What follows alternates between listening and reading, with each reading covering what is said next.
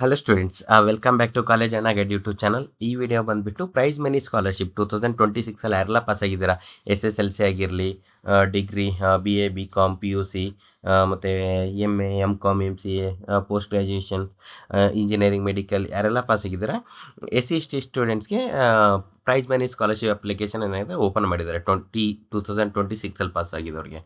So ಅದಕ್ಕೋಸ್ಕರ ನೀವು ಯಾವ ರೀತಿ ಅಪ್ಲೈ ಮಾಡಬೇಕು, ಏನೆಲ್ಲ ಡಾಕ್ಯುಮೆಂಟ್ಸ್ ಬೇಕು, ಎಷ್ಟೆಲ್ಲ ಅಮೌಂಟ್ ಬರುತ್ತೆ ನಿಮ್ಗೆ ಅನ್ನೋದನ್ನ ಈ ವಿಡಿಯೋದಲ್ಲಿ ಕ್ಲಿಯರಾಗಿ ಒಂದೊಂದಾಗಿ ತಿಳಿಸ್ತಾ ಹೋಗ್ತೀನಿ. ಸೊ ವಿಡಿಯೋನ ಕೊನೆವರೆಗೂ ನೋಡಿ, ಮತ್ತು ಲಾಸ್ಟಲ್ಲಿ ಯಾವ ರೀತಿ ಅಪ್ಲೈ ಮಾಡಬೇಕು ಅನ್ನೋದು ಕೂಡ ಕ್ಲಿಯರಾಗಿ ಮೆನ್ಷನ್ ಮಾಡ್ತೀನಿ. ಈ ಸ್ಕಾಲರ್ಶಿಪ್ ಅಪ್ಲೈ ಮಾಡಿದ್ಮೇಲೆ ವಿತಿನ್ 1 ಮಂತಲ್ಲಿ, 1 ತಿಂಗಳಲ್ಲಿ ನಿಮ್ಗೆ ಏನಾಗುತ್ತೆ, ಅಮೌಂಟ್ ಡೈರೆಕ್ಟ್ ನಿಮ್ಮ ಅಕೌಂಟ್ಗೆ ಬರುತ್ತೆ.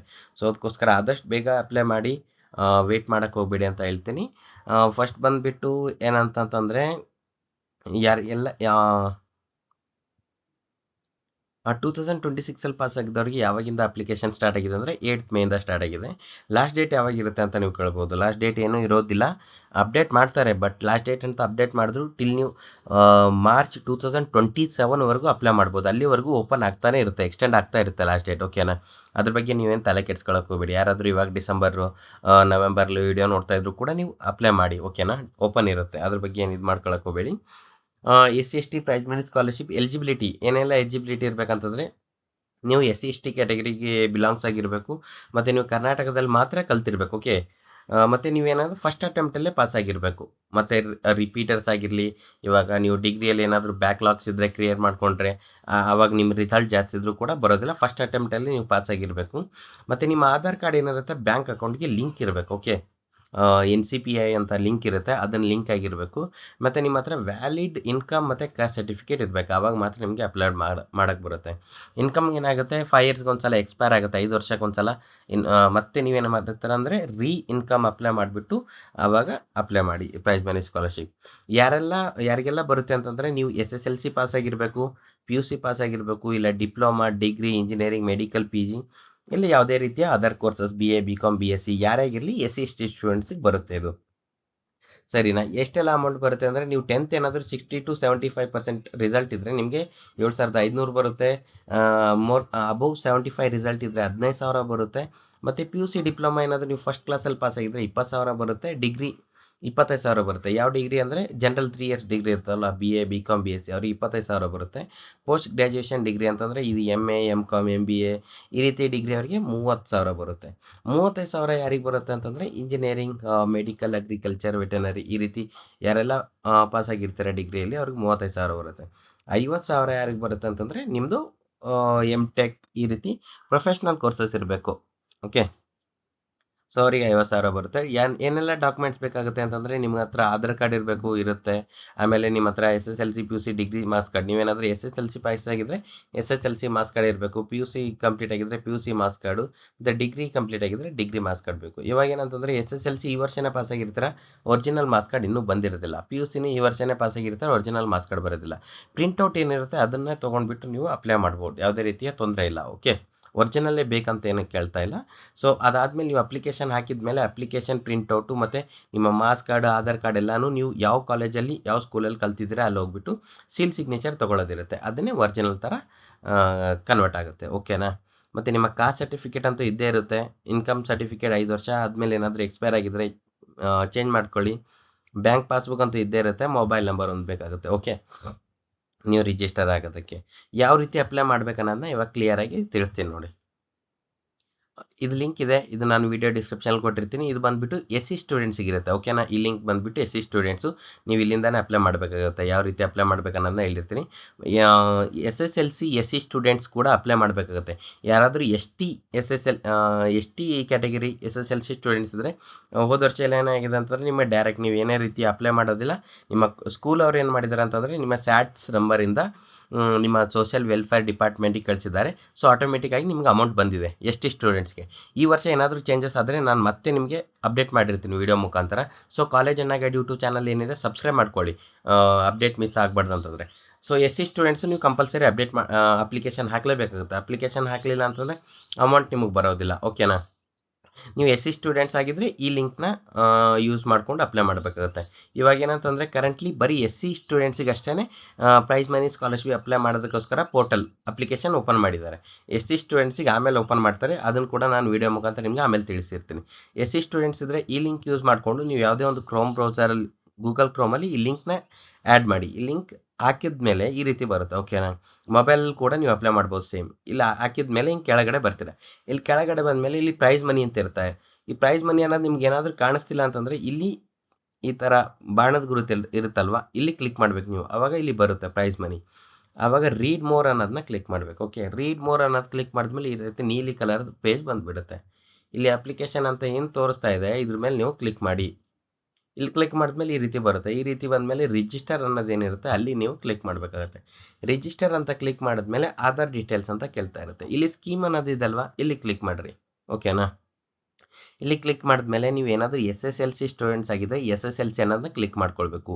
ಪೋಸ್ಟ್ ಮೆಟ್ರಿಕ್ ಅಂತಂದರೆ ನೀವು PUC ಮುಗಿದಿದ್ರೆ, ಡಿಗ್ರಿ ಮುಗಿದಿದ್ರೆ ಮತ್ತು ಮಾಸ್ಟರ್ ಡಿಗ್ರಿ ಮುಗಿದಿದ್ರೆ ನೀವೇನು ಪೋಸ್ಟ್ ಮೆಟ್ರಿಕ್ ಅನ್ನೋದನ್ನ ಸೆಲೆಕ್ಟ್ ಮಾಡ್ಕೊಳ್ಬೇಕು. ಓಕೆನಾ?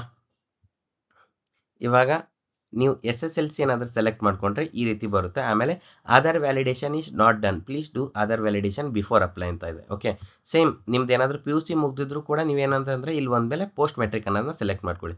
ಸೇಮ್ ಕೇಳುತ್ತೆ. ಸೇಮ್ ಕೇಳಿದ್ಮೇಲೆ ವ್ಯಾಲಿಡೇಟ್ ಆಧಾರ್ ಅನ್ನೋದನ್ನ ಕ್ಲಿಕ್ ಮಾಡಬೇಕು ನೀವು. ಮೊಬೈಲಲ್ಲಿ ಕೂಡ ಮಾಡ್ಬೋದು, ತೊಂದರೆ ಇಲ್ಲ. ಇಲ್ಲಿ ಬರುತ್ತೆ KYC ಸರ್ವಿಸ್ ಅನ್ನೋದು. ಇಲ್ಲಿ ನಿಮ್ಮ ಆಧಾರ್ ಕಾರ್ಡ್ ಏನಿರುತ್ತೆ ಆಧಾರ್ ಕಾರ್ಡ್ ನಂಬರ್ ಎಂಟರ್ ಮಾಡಬೇಕಾಗುತ್ತೆ ನೀವು. ಓಕೆನಾ? ಆಧಾರ್ ಕಾರ್ಡ್ ನಂಬರ್ ಎಂಟರ್ ಮಾಡಿದ್ಮೇಲೆ ಇಲ್ಲಿ ನನ್ನ ಆಧಾರ್ ಸರಿ ಇದೆ ಅಂತ ನೀವು ಕ್ಲಿಕ್ ಮಾಡಬೇಕು. ಓಕೆ, ಆಮೇಲೆ ಏನಂತಂತಂದರೆ OTP ಅನ್ನೋದನ್ನ ಕ್ಲಿಕ್ ಮಾಡಬೇಕು. OTP ಅನ್ನೋದು ಕ್ಲಿಕ್ ಮಾಡಿದ್ಮೇಲೆ ಏನು ಬರುತ್ತೆ, OTP ಪಡೆಯಿರಿ ಅಂತ ಕ್ಲಿಕ್ ಮಾಡಬೇಕು. ಓಕೆನಾ? OTP ಪಡೆಯಿರಿ ಅಂತ ಕ್ಲಿಕ್ ಮಾಡಿದ್ಮೇಲೆ ಯಾವ ಪೇಜಿಗೆ ಬರುತ್ತೆ ಅಂತಂದರೆ ನೀವು OTP ಎಂಟರ್ ಮಾಡಬೇಕಾಗುತ್ತೆ. OTP ಎಂಟರ್ ಮಾಡಿದ ತಕ್ಷಣ ಏನಾಗುತ್ತೆ ಅಂತಂದರೆ ನಿಮಗೆ ಪ್ರೈಸ್ ಮನಿ ಸ್ಕಾಲರ್ಶಿಪ್ ಹಾಕೋದಕ್ಕೋಸ್ಕರ ಫಾರ್ಮ್ ಏನಾಗುತ್ತೆ ಓಪನ್ ಆಗುತ್ತೆ. ಇದು ಇವಾಗ ಪ್ರೆಸೆಂಟ್ ಬಂದುಬಿಟ್ಟು ಬರೀ SC ಕ್ಯಾಟಗರಿ ಸ್ಟೂಡೆಂಟ್ಸ್ಗೆ ಅಷ್ಟೇ ಓಪನ್ ಮಾಡಿದ್ದಾರೆ. ST ಕ್ಯಾಟಗರಿಗೆ ಆಮೇಲೆ ಓಪನ್ ಮಾಡ್ತಾರೆ, ಅದು ಕೂಡ ನಾವು ಅಪ್ಡೇಟ್ ಮಾಡ್ತೀವಿ. ಈ ವಿಡಿಯೋನ ಲೈಕ್ ಮಾಡಿ, college and guide YouTube channel subscribe ಮಾಡ್ಕೊಂಡಿರಿ. ಇವಾಗ ನೀವು ಕಂಟಿನ್ಯೂ ಯಾವ ರೀತಿ ಅಪ್ಲೈ ಮಾಡ್ಬೇಕನ್ನೋದನ್ನ ತೋರಿಸ್ತೀನಿ ನೋಡಿ. ನೀವು OTP ಎಂಟರ್ ಮಾಡಿದ ತಕ್ಷಣ ಈ ರೀತಿ ಬಂದುಬಿಡುತ್ತೆ. ಓಕೆ, ನಿಮ್ಮ ಆಧಾರ್ ಕಾರ್ಡ್ ಇಲ್ಲಿರೋ ಫೋಟೋ ಇಲ್ಲಿ ಬಂದುಬಿಡುತ್ತೆ. ಆಮೇಲೆ ಎಲ್ಲನೂ ಇಲ್ಲಿ ಡಿಸ್ಪ್ಲೇ ಆಗ್ತಾ ಇರುತ್ತೆ. ಪರ್ಸ್ನಲ್ ಡೀಟೇಲ್ಸ್ ಏನಿರುತ್ತೆ, ನಿಮ್ಮ ಹೆಸರು ಆಧಾರ್ ಕಾರ್ಡಲ್ಲಿ ಏನಿರುತ್ತೆ ಅದನ್ನೇ ಬಂದಿರುತ್ತೆ. ಸೊ ನೀವು SSLC ಮೇಲೆ ಅಪ್ಲೈ ಮಾಡ್ತಿದ್ರೆ SSLC ರಿಜಿಸ್ಟರ್ ನಂಬರ್ ಎಂಟರ್ ಮಾಡಬೇಕಾಗುತ್ತೆ. ಅದಾದಮೇಲೆ ಜೆಂಡರು ನಿಮ್ಮ ಆಧಾರ್ ಕಾರ್ಡ್ ಮೇಲೆ ಸೆಲೆಕ್ಟ್ ಆಗಿರುತ್ತೆ, ಅದೇನು ಪರವಾಗಿಲ್ಲ ಎಂಟರ್ ಮಾಡೋದು. ಫಾದರ್ ನಿಮ್ಮ ಆಧಾರ್ ಕಾರ್ಡಲ್ಲಿ ನಿಮ್ಮ ತಂದೆ ಹೆಸರು ಏನಿದೆ ಅದನ್ನು ಎಂಟರ್ ಮಾಡಿ. ನಿಮ್ಮ ತಾಯಿ ಹೆಸರು ಏನಿದೆ ಕರೆಕ್ಟಾಗಿ ಅದನ್ನು ಎಂಟರ್ ಮಾಡಿ. ನಿಮ್ಮ SSLC ಮಾರ್ಕ್ಸ್ ಕಾರ್ಡಲ್ಲಾಗಿರಲಿ ಮತ್ತು ಯಾವುದಾದ್ರೂ ನಿಮ್ಮ ತಾಯಿಯವರ ಆಧಾರ್ ಕಾರ್ಡಲ್ಲಾಗಿರಲಿ ಇದ್ದರೆ ಅದನ್ನೇ ಎಂಟರ್ ಮಾಡಿ. ಓಕೆನಾ? ಅದನ್ನು ಎಂಟರ್ ಮಾಡಿದ್ಮೇಲೆ ಫೋನ್ ನಂಬರ್ ಕಂಪಲ್ಸರಿ ಎಂಟರ್ ಮಾಡಬೇಕು. ಈ ಸ್ಟಾರ್ ಇರುತ್ತಲ್ಲ, ಇದು ಕಂಪಲ್ಸರಿ ಎಂಟರ್ ಮಾಡಬೇಕು ನೀವು. ಫೋನ್ ನಂಬರ್ ಹಾಕಿ, OTP ಬರುತ್ತೆ. ಸೊ ಅದಕ್ಕೋಸ್ಕರ ನಿಮ್ಮ ಹತ್ರ ಯಾವ್ದು ಫೋನ್ ಇರುತ್ತೆ ಅದನ್ನೇ ಫೋನ್ ನಂಬರ್ ಹಾಕಿ. ನೆಟ್ ಸೆಂಟರು ಕಂಪ್ಯೂಟರ್ ದುಕಾನಲ್ಲೆಲ್ಲ ಆಗ್ತಾಯಿದ್ರೆ ಅವ್ರದ್ದು ಫೋನ್ ನಂಬರ್ ಹಾಕಕ್ಕೆ ಹೋಗಬೇಡಿ. ಓಕೆ, ನಿಮ್ಮ ತಂದೆ ತಾಯಿ ನಿಮ್ಮ ಅಣ್ಣ ಯಾರ್ದಾಗಿರಲಿ ಅವ್ರದ್ದೇ ಫೋನ್ ನಂಬರ್ ಹಾಕಿ. ಕಾಲೇಜ್ ಡಿಸ್ಟಿಕ್ ಅಂದರೆ ನೀವು ಸ್ಕೂಲಲ್ಲಿ ಕಾಲೇಜ್ ಇರಲಿ ಎಲ್ಲಿ ಕಲ್ತಿದ್ದೀರಾ, ಯಾವ ಡಿಸ್ಟಿಕಲ್ಲಿ ಕಲ್ತಿದ್ರೆ ಅದು ಹಾಕಿರಿ. ನೀವು ಒಂದು ಡಿಸ್ಟಿಕ್ ಅವ್ರು ಇರ್ತೀರ, ಬೀದರ್, ಗುಲ್ಬರ್ಗ, ನೀವೆಲ್ಲೋ ಕಲ್ತಿರ್ತೀರ ಬೆಳಗಾವಿ, ಧಾರವಾಡಲ್ಲಿ, ಅದನ್ನು ಹಾಕಿರ್ಬೇಕು. ಇಲ್ಲಿ ಬೆಳಗಾವಿ, ಧಾರವಾಡ. ಕಾಲೇಜ್ ತಾಲೂಕು, ಯಾವ ತಾಲೂಕದಲ್ಲಿ ನಿಮ್ಮ ಕಾಲೇಜ್ ಇತ್ತು ಅದನ್ನು ಎಂಟರ್ ಮಾಡಬೇಕಾಗುತ್ತೆ. ಓಕೆನಾ? ಇಲ್ಲಿ ಅಡ್ರೆಸ್ ಏನಿರುತ್ತೆ, ನಿಮ್ಮ ಆಧಾರ್ ಕಾರ್ಡ್ ಮೇಲೆ ಯಾವುದಿರುತ್ತೆ, ನೀವು ಆಧಾರ್ ವೆರಿಫಿಕೇಷನ್ ಆದಮೇಲೆ ಅದನ್ನೇ ಇಲ್ಲಿ ಬಂದಿರುತ್ತೆ. ಸೊ ಅದ್ರ ಬಗ್ಗೆ ನೀವೇನು ತಲೆ ಕೆಡ್ಸ್ಕೊಳಕ್ಕೆ ಹೋಗಬೇಡಿ. ಸರ್ ಇಲ್ಲಿ ಕಾಲೇಜ್ದೆಲ್ಲ ನಾನು ಬೇರೆ ಬೇರೆ ಡಿಸ್ಟಿಕ್ ತಾಲೂಕು ಹಾಕಿದ್ದೀನಿ, ಅಡ್ರೆಸ್ ಮಾತ್ರ ನಮ್ಮ ಮನೇದು ಬಂದಿದೆ, ಈ ರೀತಿ ಟೆನ್ಷನ್ ಮಾಡ್ಕೊಳಕ್ಕೆ ಹೋಗಬೇಡಿ. ಇದು ಆಧಾರ್ ಕಾರ್ಡಲ್ಲಿರೋದು ಆಟೋಮೆಟಿಕ್ ಬಂದುಬಿಡುತ್ತೆ. ಕಾಸ್ಟ್ ಡೀಟೇಲ್ಸ್ ಏನಿರುತ್ತೆ, ನಿಮ್ಮ RD number, cost RD number ಏನಿರುತ್ತೆ ಅದನ್ನು ಎಂಟರ್ ಮಾಡಬೇಕು. ಎಂಟರ್ ಮಾಡಿದ ತಕ್ಷಣ ಹಾಗೆ ಬಿಡೋದಲ್ಲ, ವ್ಯಾಲಿಡೇಟ್ ಕಾಸ್ಟ್ ಸರ್ಟಿಫಿಕೇಟ್ ನಂಬರ್ ಅಂತ ಕ್ಲಿಕ್ ಮಾಡಬೇಕಾಗುತ್ತೆ. ಅವಾಗ ಏನಾಗುತ್ತೆ, ಆಟೋಮೆಟಿಕ್ಕಾಗಿ ಅದು ವ್ಯಾಲಿಡೇಟ್ ಆಗಿ ಇದು ಮಾಡುತ್ತೆ. ಓಕೆನಾ? Income details, income RD number ಹಾಕಿ ವ್ಯಾಲಿಡೇಟ್ ಇನ್ಕಮ್ ಸರ್ಟಿಫಿಕೇಟ್ ನಂಬರ್ ಅಂತ ಹಾಕಿದರೆ ಅವಾಗೇನಾಗುತ್ತೆ, ನಿಮ್ಮ ಇನ್ಕಮ್ ಎಷ್ಟಿದೆ ಅದೆಲ್ಲನೂ ಇಲ್ಲಿ ಡೀಟೇಲ್ಸ್ ಡಿಸ್ಪ್ಲೇ ಆಗುತ್ತೆ. ಸರಿನಾ? ಇಲ್ಲಿವರೆಗೆ ಆದಮೇಲೆ ಅಕಾಡೆಮಿಕ್ ಡೀಟೇಲ್ಸ್ ಅನ್ನೋದನ್ನ ಇದು ಮಾಡಬೇಕಾಗುತ್ತೆ. ಎಕ್ಸಾಮ್ ರಿಸಲ್ಟ್ ಡೇಟ್, ನಿಮ್ಮ ಎಕ್ಸಾಮ್ ರಿಸಲ್ಟ್ ಡೇಟು ಯಾವಾಗ ನಿಮ್ಮ ಎಕ್ಸಾಮ್ ರಿಸಲ್ಟ್ ಬಂದಿದೆ ಅದನ್ನು ಎಂಟರ್ ಮಾಡಿ. ಓಕೆ, ನಿಮಗೆ ನೆನಪಿಲ್ಲ ಅಂತಂತಂದ್ರು ಅಂದಾಜು ಯಾವುದೇ ಒಂದು ಇವಾಗ ಏಪ್ರಿಲ್ ತಿಂಗಳಲ್ಲಿ ಬಂದಿದ್ದರೆ ಏಪ್ರಿಲ್ಲು ಯಾವುದೇ ಒಂದು ಡೇಟ್ ಹಾಕಿದರೂ ಪರವಾಗಿಲ್ಲ. ಬಟ್ ನೆನಪಿದ್ರೆ ಕರೆಕ್ಟಾಗಿ ಹಾಕಿರಿ. ಕೋರ್ಸ್ ಏನಾಗಿದೆ ನೀವು 10th ಮೇಲೆ 10th ಕಂಪ್ಲೀಟ್ ಆಗಿದ್ದರೆ 10th ಅಂತ ಸೆಲೆಕ್ಟ್ ಮಾಡ್ಕೊಳ್ಳಿ. ಪಿ ಯು ಸಿ ಕಂಪ್ಲೀಟ್ ಆಗಿದ್ದರೆ ಪಿ ಯು ಸಿ ಅಂತ ಸೆಲೆಕ್ಟ್ ಮಾಡ್ಕೊಳ್ಳಿ. ನಿಮ್ಮ ಡಿಗ್ರಿ ಕಂಪ್ಲೀಟ್ ಆಗಿದ್ದರೆ ಡಿಗ್ರಿ. ಇಲ್ಲಿ ಯೂನಿವರ್ಸಿಟಿ 10th ಅವರಿಗೆ ಏನು ಯಾವ ಯೂನಿವರ್ಸಿಟಿ ಅಂತಂದರೆ Karnataka secondary education examination board ಅಂತ ಹಾಕ್ಕೊಳ್ಬೇಕು. ಪಿ ಯು ಸಿ ಅವ್ರಿಗೆ ಕೂಡ ಯಾರ್ದೆಲ್ಲ CBSE ಇರಲ್ಲ, ಸ್ಟೇಟ್ ಬೋರ್ಡ್ ಇರುತ್ತೆ, ಅವ್ರು ಕೂಡ Karnataka secondary education examination board ಅಂತಲೇ ಸೆಲೆಕ್ಟ್ ಮಾಡ್ಕೊಳ್ಬೇಕು ಪಿ ಯು ಸಿ. ಓಕೆನಾ, ಸ್ಟೇಟ್ ಬೋರ್ಡ್ ಅವರು. ಮತ್ತು academic registration number, hall ticket number ಏನಿರುತ್ತೆ ನಿಮ್ಮದು, ಹಾಲ್ ಟಿಕೆಟ್ ನಂಬರ್ ಇಲ್ಲಿ ಎಂಟರ್ ಮಾಡಬೇಕಾಗುತ್ತೆ. ಓಕೆನಾ. ಪರ್ಸೆಂಟೇಜ್ ಎಷ್ಟಿದೆ, ಇವಾಗ ನಿಮ್ಮ ಪಿ ಯು ಸಿ ಪರ್ಸೆಂಟೇಜ್ ಎಷ್ಟಿದೆ ಅಷ್ಟು ಹಾಕಿ. 10th ಇದ್ದರೆ 10th ಪರ್ಸೆಂಟೇಜ್ ಎಷ್ಟಿದೆ ಅಷ್ಟು ಹಾಕಿ. ನೀವೇನಾದರೂ ಡಿಗ್ರಿ ಆಗಿದ್ದರೆ ನಿಮ್ಮ 3 ಇಯರ್ಸ್ ಡಿಗ್ರಿ, 3 ವರ್ಷ ಡಿಗ್ರಿ ಇದ್ದರೆ ನಿಮ್ಮ 6 ಸೆಮ್ದು ಕೌಂಟ್ ಮಾಡಿಬಿಟ್ಟು ನಿಮ್ಮ ರಿಸಲ್ಟ್ ಎಷ್ಟು ಬರುತ್ತೆ ಅದನ್ನು ಇಲ್ಲಿ ಹಾಕಿ.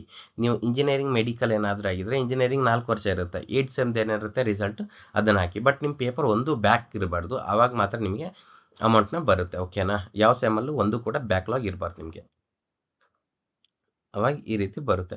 ಅದಾದಮೇಲೆ ಏನಾಗುತ್ತೆ ನಿಮ್ಮದು ಇಲ್ಲಿ ನೀವು ಮಾರ್ಕ್ಸ್ ಕಾರ್ಡ್ ಅನ್ನೋದನ್ನ ಅಪ್ಲೋಡ್ ಮಾಡಬೇಕಾಗುತ್ತೆ. ಪಿ ಯು ಸಿ SSLC ಆಗಿದ್ದರೆ 1 ಪೇಜ್ ಮಾರ್ಕ್ಸ್ ಕಾರ್ಡ್ ಇರುತ್ತೆ, ನೀವು PDF ಫಾರ್ಮಲ್ಲಿ ಅಪ್ಲೋಡ್ ಮಾಡ್ಬೋದು. 500 KB ಇರುತ್ತೆ. ಓಕೆ, PDF ಫಾರ್ಮಲ್ಲಿ. ಬಟ್ ಡಿಗ್ರಿ ಏನಾಗೋದಿದ್ರೆ ನಿಮ್ಮದು ಎಲ್ಲ ಸೆಮ್ದು ಏನಂತಂತಂದರೆ ಸ್ಕ್ಯಾನ್ ಮಾಡಿ PDF ಮಾಡಿಬಿಟ್ಟು ಅಪ್ಲೋಡ್ ಮಾಡಬೇಕು. 1 sem, 2nd sem, 3rd sem, 4th sem, total ನಿಮ್ದು ಎಷ್ಟು ಸೆಮ್ ಇದೆ ಅದೆಲ್ಲ ನೀವು ಅಪ್ಲೋಡ್ ಮಾಡಬೇಕಾಗುತ್ತೆ. ಒಂದು ಮಿಸ್ ಆದರೂ ಕೂಡ ನಿಮ್ಮ ಅಪ್ಲಿಕೇಶನ್ ಏನಾಗುತ್ತೆ ರಿಜೆಕ್ಟ್ ಆಗುತ್ತೆ, ನಿಮಗೆ ಅಮೌಂಟ್ ಬರೋದಿಲ್ಲ. ಅದಾದಮೇಲೆ ನೀವೇನು ಮಾಡಬೇಕಂತಂದರೆ ರಿಜಿಸ್ಟರ್ ಅನ್ನೋದನ್ನ ಕ್ಲಿಕ್ ಮಾಡಬೇಕು. ರಿಜಿಸ್ಟರ್ ಅನ್ನೋದು ಕ್ಲಿಕ್ ಮಾಡಿದ್ಮೇಲೆ ನೀವೇನೆಲ್ಲ ಎಂಟರ್ ಮಾಡಿದ್ದೀರ ಡೀಟೇಲ್ಸ್ ಅದೆಲ್ಲ ಚೆಕ್ ಮಾಡ್ಕೊಳ್ಳೋಕೆ ಬರುತ್ತೆ, ಚೆಕ್ ಮಾಡ್ಕೊಳ್ಳಿ. ಅದಾದಮೇಲೆ ನೀವು ಪ್ರಿಂಟೌಟ್ ತೊಗೊಳ್ಬೇಕಾಗುತ್ತೆ. ಪ್ರಿಂಟೌಟ್ ತೊಗೊಂಡ್ಮೇಲೆ ಪ್ರಿಂಟೌಟ್ ಏನಕ್ಕೆ ಬೇಕು ಸರ್ ಅಂತಂದರೆ ಪ್ರಿಂಟೌಟ್ ಈಸ್ ವೆರಿ ಇಂಪಾರ್ಟೆಂಟ್. ನೀವು ಅಪ್ಲಿಕೇಶನ್ ಹಾಕಿದರೆ ಮಾತ್ರ ನಿಮಗೆ ಅಮೌಂಟ್ ಬರೋದಿಲ್ಲ.